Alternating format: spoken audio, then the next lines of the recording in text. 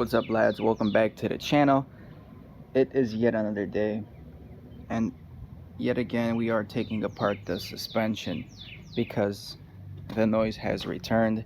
We've swapped the factory suspension with aftermarket suspension here, Megan Racing springs and Truhart Sport shocks, but we're getting a clunk on this side. Now, the suspension we picked up used, and we had to do a little bit of tweaks to get everything right, but we still have to diagnose what this clunk is and where it's coming from. So I think it's from the top hats. So we're taking the top hat that came with the spring off, and we're actually gonna have to use one of the top hats from our factory suspension here, because I know this one wasn't making any noise. Again, I don't know if it's the top hats, but we'll find out after we swap this top hat back onto this shock, reinstall it, and see what else it could be. As of now, we already removed the sway bar end link and drove the car with the sway bar end link off, and the noise was still persisting, so we know it's not the sway bar end link. The other option it could be is one, a bad strut itself, which again I'm not sure exactly how bad struts sound, and the second option would be a bad tie rod end. Now there is a little bit of grease on this tie rod end, but these were replaced within a year and a half ago, so it's not making any movements. When I move it around, I'm not hearing any clunking. Again, it could be amplified with the lower suspension, with the stiffer ride. It quite possibly can be that tie rod, but we're gonna go ahead and diagnose the top hat first, and then that will leave us with two possible problems. Again, one is a bad strut, one is a bad tie rod end. Possibly the control arm may be bad too. It is showing signs of wear a little bit, but not to the point where I think it would be clunking so bad. So let's try to figure this out. We got the old top hat installed here from the old shocks. Everything is good as it should be. Tighten the top hat nut with the gun. While we're in here, we just took off the rotor here, just double checking everything. Took off the brake caliper.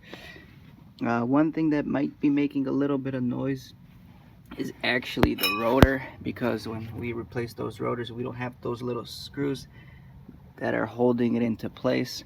I don't think this is the reason, because again, this wasn't the reason with the old shocks, but you know, we're just double checking everything we can. Anyway, these are the Nakamoto Power Series slotted and drilled rotors, metallic. I'll have a full review on these shortly. It's been about 10,000 miles since we installed them, and I'll give you guys my honest opinions of these cheap $60 eBay rotors and how they perform. What's going on, kid family? Welcome back to the channel. Another one. Well, drove the car today. You know, we swapped the driver's side top hat with the original top hats from the SI shocks, and smooth as butter, guys. But now, driving over bumps, we can hear slight noises on the passenger side. Not to the extent of the driver's side noises we had, but now that that side's quiet, we can hear some noises here. So you know what? We gotta do it again. We gotta jack it up, take those aftermarket shocks off, and I'm just gonna do it. I'm gonna replace the top hats. It's gotta be defective top hats on the aftermarket suspension. I don't know if they came defective, or if me flexing the top hat plates for these bolts to fit into the mounting surfaces caused them to be bad and noisy or not sit properly in there. I still think the culprit behind all the noises is a bad bushing on the top hats, and it's just having too much play up and down, and it's causing metal on metal contact.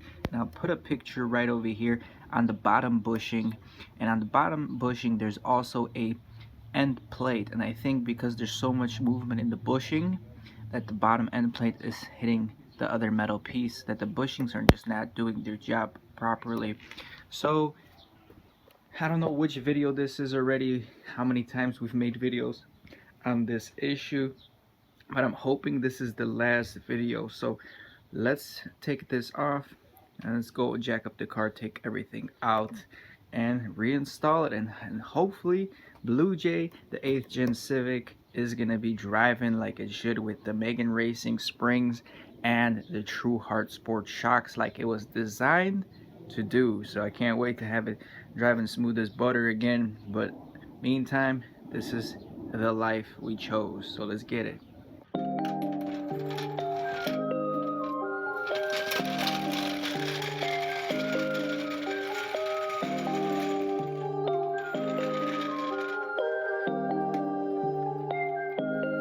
Waking up anew, wasting time is all I do. But now when I'm with you, so much time, nothing to do. I'm dropping you texts now. You said you want me when it's that. Being with you just feels right. You said we can meet it when it's that.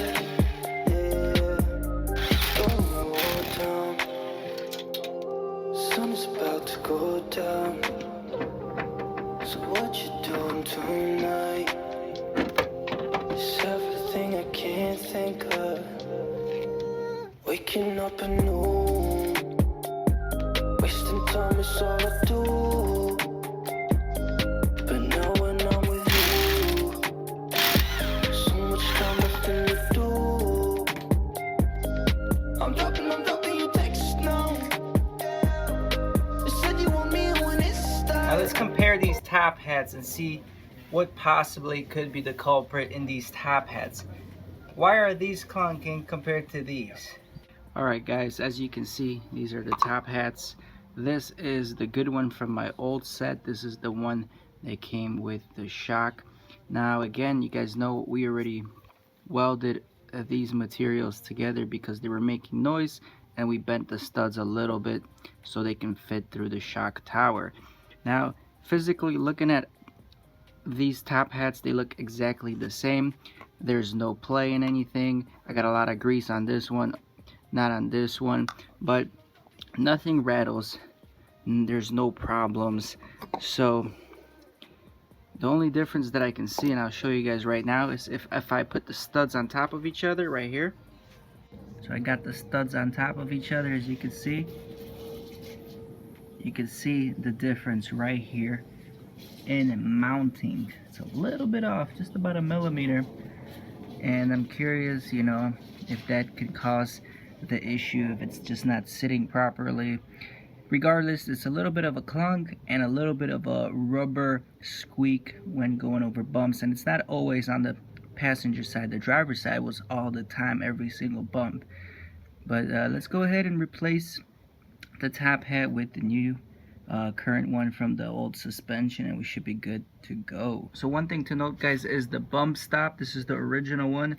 This is the aftermarket one with lowering springs and with the reduced ride height. You do want to cut some of your boot off in order for it not to bottom out right away and give you that increased shock travel on that reduced ride height. So that's something to consider every time.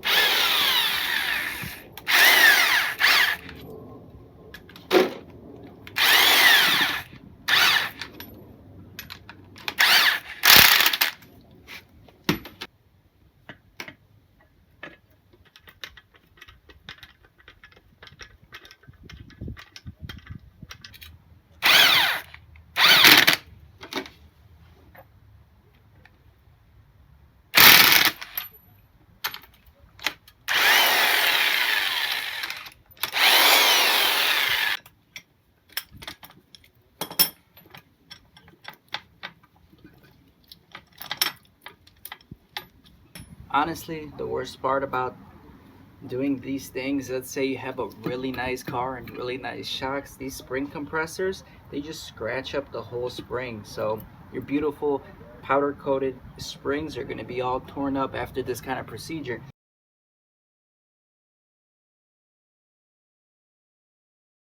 I ain't here for the money, I ain't here for the fame.